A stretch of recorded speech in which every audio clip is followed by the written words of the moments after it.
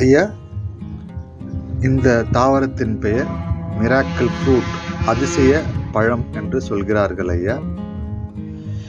இதோடைய பயன் டயபெட்டிக் பேஷண்ட்டுக்கு அதிகமாக உதவுவதாக கருத்து இருக்கிறது ஐயா.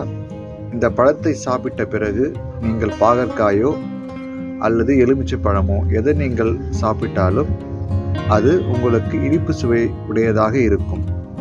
குறைந்தபட்சம் 2 மணி நேரம் அந்த இனிப்பு சுவை நாவில் இருக்கும்.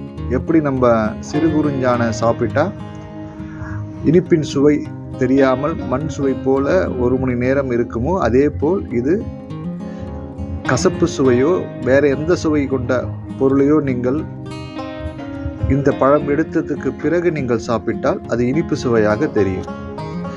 இதோடைய பூ அமைப்பு பூ பூத்து காய் சிறு காய்களாக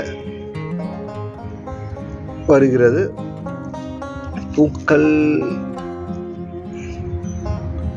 கொத்து கொத்தாக பூக்கக்கூடிய தன்மையுடையது ஐயா.